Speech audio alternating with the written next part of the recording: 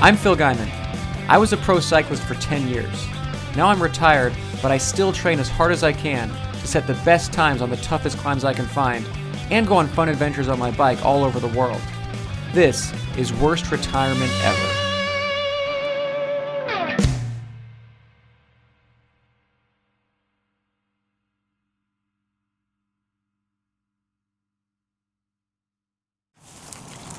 Yes. Here it is. Yeah. uh.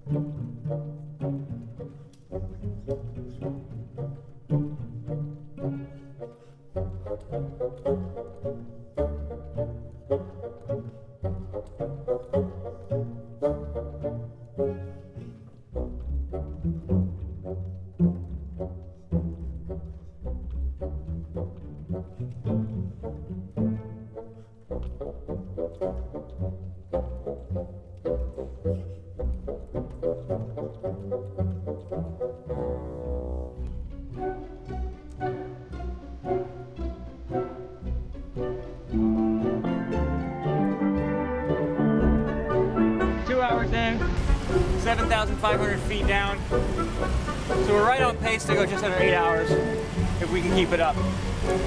Mostly, how are you feeling? I'm just bored. Pretty bored. Bored. Like, it's not hard, you know? We were already out of topics to talk about before the ride. Why did the roadie cross the road? Why? To get to the gravel scene. Oh. I just made it up. Really? Pretty good for just getting it up.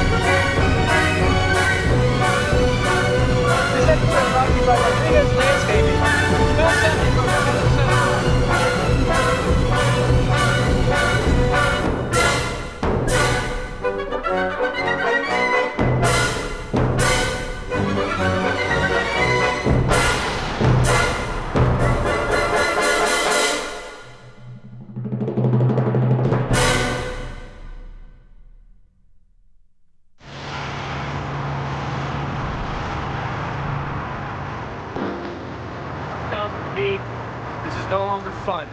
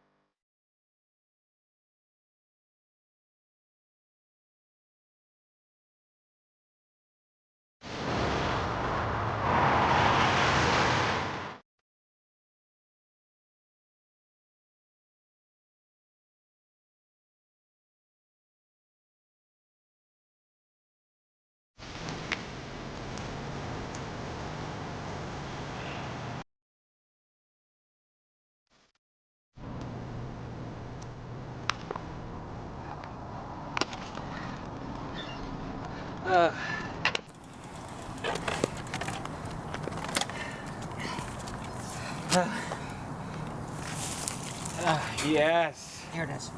Yeah. Oh, that felt better to throw up. I bet. Yeah.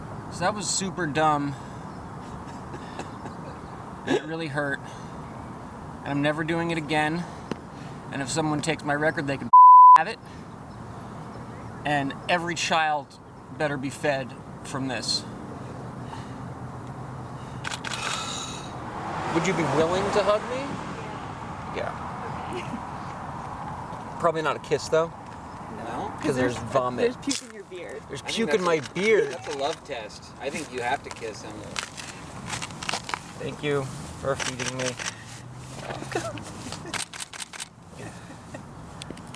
Thank you, comrade. I'll kiss you. You want some barbecue No. kiss? Hey, don't make me look bad, man. Come on. I couldn't see the last 2 laps. I know. I was ready to hold you up. I mean, we don't need to hang out here anymore. Can you descend, you think? No. Oh, you have a car No, up I'm here. gonna need to be driven. Yeah. Yeah. So glad that's over. That was such a good vomit. Yeah, that looked. It really looked satisfying. It Yeah, was. it I really felt was. good I watching felt it. Yeah. good for you. Yeah, I was happy for you. I've been wanting to throw up for 3 hours. We're here. This is 2 days after the event. You can see why I'm no longer with a beard. It was vomited beyond repair. But Ben and I are here. We're recovering in our ice legs, and while we do that, we're gonna talk about the effort and what happened on this horrible, miserable day. Right? Oh yeah, it was terrible. Yeah, it's terrible. It's not a good idea, and no one should ever do this. That's basically the theme here. I feel like it went from boring to miserable, and I'm trying to figure out where it crossed that line. I know where I crossed it. Well, so the first hour, I feel like it was hard to go that slow. Yeah.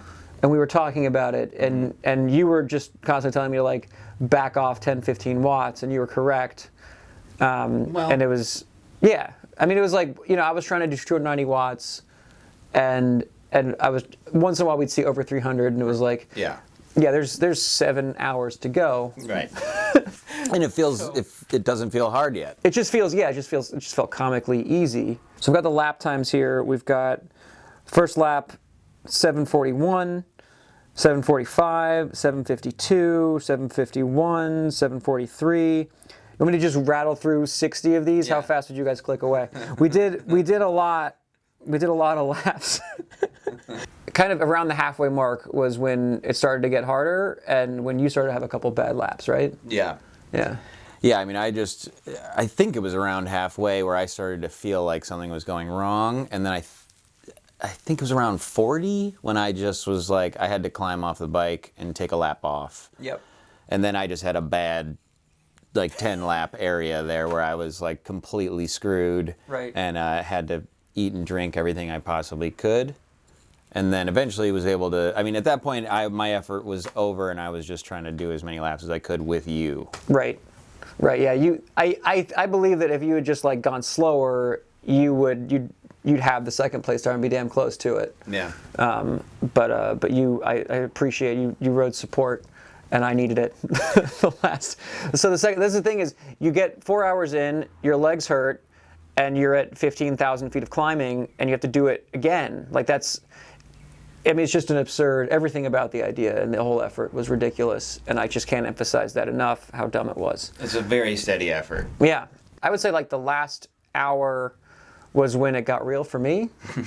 I've done a lot of 7-hour rides, but it was just, we're there. I'm at 20,000 feet climbed, and I've got or I guess 24, 25. Like 25,000 feet seems like you're almost all the way to 29,000 feet, except 5,000 feet is a lot to do. I remember telling you there's only one Latigo to go. Yeah, and I was like, but Latigo is a lot. But it really flew by, though.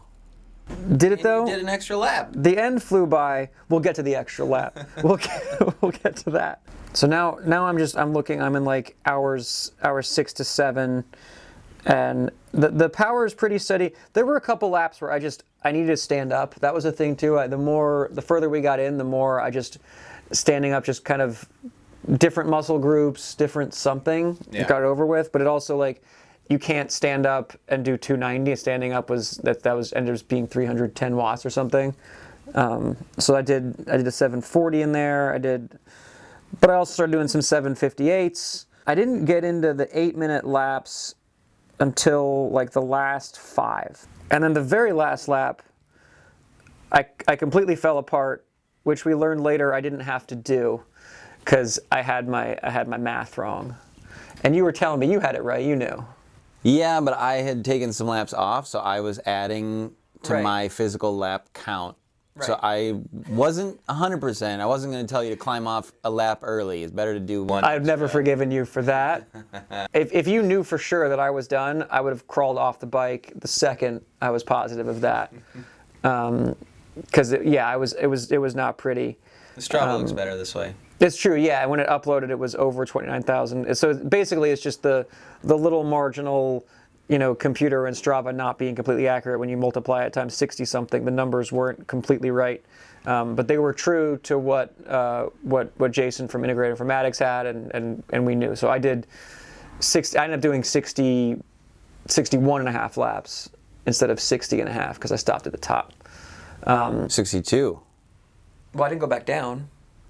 Oh, yeah, but 61 and a half is just vertical. Oh, right. Okay. So you did the full 62 up. See, I'm still not. Seriously, on a good day, I'm not good at math. On a 28,000 feet, I'm really bad at math. I have trouble when I'm just doing intervals. Like I miscount half my. If he says do like 10 by, like it's going to be between 8 and 12. Well, and it's like you're trying to keep track of anything when you're cross-eyed. It's impossible. Right. I have no idea how much I ate or drank. I had a plan going in, and then it gets all scrambled. You're like, did I drink a bottle? Has it been an hour? I don't know what's happening. I think I was on top. Just to me, it was just like, if you're not drinking at all times, you're doing it wrong. That was sort of where I was at. I was just like you, and I never quite bonked. I definitely like ran out at the end, and my stomach survived. I brought a roll of toilet paper because I thought I might have to run into the bushes at some point. And I didn't have to do that, nor did I even have to pee, which I was pretty proud about. But so I drank the right amount and I sweated exactly that. I guess this is a good part about suffering is like it all melds together, right? And you don't remember it too well. Is that fair? Oh, yeah. Like I don't know what hour 4 felt like. I don't know any of it. I do remember the end being miserable. I can't forget that. I won't wipe that out of my head. And then what was cool was like some friends popped in from here and there and rode laps with us once in a while. I purposely didn't announce where and when this was going to take place because I didn't want like extra people where we got COVID going on. We had our socially distant feed zone so that to minimize contact. I thought that was fun. But I wanted a small zone. But once in a while, someone would drive through, and people were parking up there and hollering at us, and that was cool. And then, you riding side by side the last 10 laps made those a little easier to stomach, and you counting down for me, and then me arguing that I had an extra lap to do. It's just such a long ride. Yeah. Yeah, no, boredom. At the beginning, we were just like chatting, like we were gossiping the first hour. Yeah. Very relaxed. I don't think I had a lot of talking going on at the end. No. No, I was just like, when is this over? Yeah. Just a few words of encouragement. Yeah. It was kind of like, get the lap over with. All right. It got quiet. Yeah. And you were like, you were asking if you wanted to lead the downhill or you want to be behind, and I was kind of like, stay behind because I don't want to have to think about not hitting someone. Right. That was my logic. That makes total sense. Yeah, I knew I was cross-eyed at we're topping off at like 55 miles an hour down that. The longest lap I did was like 8:11, which not bad. Which is it's okay. It's within, which means that I paced it right. Is kind of my takeaway. Is I was certainly empty at the end, and there were not a lot of fluctuations. Lack of beard proves that. Yes. And then I finished and vomited. I didn't really vomit anything. Is the thing. Like it wasn't productive. That was a substantial amount of volume, I would say. Was it? Oh yeah. 3 reps in. I got 3 rounds of vomit in. We're gonna keep it to a quick 3 minutes of vomit talk. But solids, but it was a lot of volume. It wasn't like We should have measured. I didn't feel there was a lot of volume. I just felt like I needed to hurl, and then okay, all right. I'll take that as a compliment. The next day it was hard to bend. If I had to get out of a chair, it was more like an arm thing than a leg thing. I felt like I was in a car accident, is how I would describe it. I just laid there. I was a good lump. My Whoop recovery score the next day was 9%, which single digits I see as a feather in my cap. If you can get yourself down to single digits without being sick, I was at 1% after my crash last year. It was like, you're almost dead. I was like, yeah, I know. And this time I just did it from exertion, which I was pretty proud of. I was double digits. Yeah, it's Wasn't fully empty. okay. Well, I'm not doing it. you got room. now. You know, you might feel different. Everyone I talk to who's done at Everest, my first thing is like, never again. They're like, oh, cool, nice job. I'm like, cool, I'm done. And they say, wait a month, and I'm like, I still think Mountain Gate was the right climb. I think, yeah, we did it right. It was steep enough. Like it. I hate to say, like, if there was something steeper, that'd probably be a little bit faster vert. Like, I think if and when this record is broken, it'll be someone found something steeper and dumber to do. Yeah, and maybe a little longer, Right. perfect turnaround. There's marginal gains to be had. Right. Yeah, if there was a faster, if I could have really floored it at the bottom and not brake to not run into Sepulveda Boulevard, that might have been a few seconds times 60. There's definitely nothing locally that I can think of that's better. No, yeah, we definitely got that right. I'm still mad you wouldn't kiss me with the barf in your beard. I thought you wouldn't kiss me. No. I don't remember a lot of things. Emily wouldn't kiss Yeah. me. Oh, so Emily wasn't going to kiss me, and then you were going to prove that you were willing to kiss me. That's what happened. Yeah, I'm sorry. But I was, I guess, doing you a favor. Oh, I think so. I kissed Mike Woods when I won Oak Glen. So now I feel bad. Yeah, you should. Want to kiss now? No. Okay. Yeah, we'll train together this week, right? Yeah, we'll go for rides. We're still quarantine partners. It's not like I never want to see Mountain Gate again, the hill. I'm cool, like, with us hanging out still. Yeah. Right? Yeah, Everesting can take a break. Yeah, not doing that. I might not take the 405 ever again. I wonder. Yeah, I don't want to see that little snaky thing shooting up. I don't want to look at that again. And maybe it'll go the other way. You might look at it with pride. I'll just go do laps in my car for fun. I already had the KOM. I didn't make me proud. I did learn I don't have the KOM for the segment that we did, the up and down. Taylor Dawson has that, and the internet gave me mad shit for it. That's great. And I'm gonna leave that there. It's the uphill and the downhill. I don't know why. Taylor's like, I forget when I did that. I was like, well, okay, ruined my effort. I have the KOM for my own damn segment. Ultimately, the donations went really great. You guys are cool. That's the main takeaway, is that you guys are pretty cool. Last year my crash got $20,000 in donations like within 36 hours, and this was like over 30,000. So we're at, as of filming this, we're at like 90 even. Basically, what my takeaway is, I don't have to nearly die literally every year. I don't have to go into the ICU to get donations. So that's a relief on my part. I don't have to go into $250,000 health debt every year. That was the thing I was worried about. Equipment-wise, everything worked out, right? Yeah, we had no mechanicals. We actually had a strategy. We did not use our big rings on the downhill. Right. Yeah. My thought was, like, when you're ripping the downhill, like, you shift at the top and then you pedal twice, and then at the bottom you're shifting, like, and I was shifting before the turn. Basically, my point was there's really no reason to ever use the big ring, because if you shift it, there's a chance you drop the chain, and there's just no point. I don't want to drop the chain ever. Yeah. So we didn't even open that as a possibility. That was a good move. Cadence-wise, like, I had enough gears. I think I was doing like in the 80s most of the time. Like, really? You want to spin a little better than that, but like low 80s worked out well with the 33. SRAM just came out with like a gravel specific that has more gearing range. Like literally the day after, I was like, now you got a 36 on the back.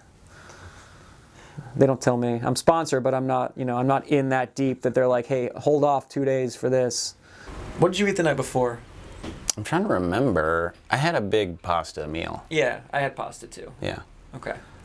That worked out right. I had pasta the night before. I had like oatmeal and some toast. Like, I didn't go crazy. You can't, as much as carb loading is fun, it's not what you want to do. You have a little extra carbs. Yeah, you just oatmeal and yeah. Oatmeal and toast. I did the exact same. I think the only mistake I think I potentially made was not having enough sodium. I feel like maybe that was part of my issue. Yeah, yeah. It was hotter. It wasn't too hot, but it was still we're sweating. Yeah. Turns out you sweat when you do something like that. Ice is a great thing. Oh yeah. Yeah, I just jammed. I think we used all the ice socks. I just jammed one of those into my neck like every couple laps. Whenever it melted, I put a new one in. I got to buy pantyhose. Yeah, which now you can use the other part as a mask. So I stuck to the plan. I had a picky bar. I had a gel every hour. I had a bunch of Monster Hydro. I had water, dumped it over my head. What else could we have done? I think using laps as the metric for when to feed, I think would have been really Right. smart. It would just, once you get into the effort and you're really in the weeds of it, it just, everything blurs. It's hard to keep track of everything. The other option would have been to give Emily and Kelton a schedule and be like, here's what you're going to hand us, whether we like it or not. Yeah. That might have been a move. But essentially, we would just call and say, like, here's what I want on the next lap. Which ultimately, like, they never knew what lap we were on, too, which was funny. They were, like, Emily said she was afraid to ask how many laps were left because she didn't want to, like, piss me off. So I'm glad we did this, right? Yeah. Yeah, we killed 2 months of training. We're fitter, I think, right? I hope so. That's the idea. If you hurt yourself, you're supposed to be faster eventually from it, as I understand training. If you're doing it right. Yeah. So, we're going to feel better at some point. I promise. Yeah. Yeah. It'll happen. Yeah. We trained side by side for 2 months. The thing is, like, what did you do, 26,000 feet in the... Yeah. Give or take. It's crazy because you did a ride that's bigger than any ride I've ever done in my life, other than that one. A hard ride, yeah. Yeah, so it's like you got to feel good about, doing the effort, and that's kind of all there is to it. I mean, that's, you put yourself out there, you try, Yep. and it's not always your day. That's a good way to look at it. Yeah. All right, so we're still in quarantine. What's next? I don't know. Hopefully we can find something other than climbing more feet than what we just did. Oh. Okay. But want me to if ride it's downhill? more feet, maybe we do a K2? What's a K2? I think it should be the height of K2, but on dirt, and with maybe some hike-a-bike. Oh. I'm interested to see who goes for it next. Yeah. Who tries for real? Like, so A, like which pro goes for it, but B, like who tries to go for the record, which is including the dorkery aspect. Yeah. And that's where pros are generally busy. Tom Squeens asked me on Twitter, he said something about how cool the effort was, and I was like, I'm pretty sure you could break it. I know you would hate it. Ben King is another name. DeGent, I think, would smash it. Yeah, those could do it on like a short Belgian hill. Yeah, there's a lot of good steep stuff around Yeah. there. I'm sure there's something. Yeah, I mean, they've got till August when racing comes back up. They got to train somehow, right? Yeah.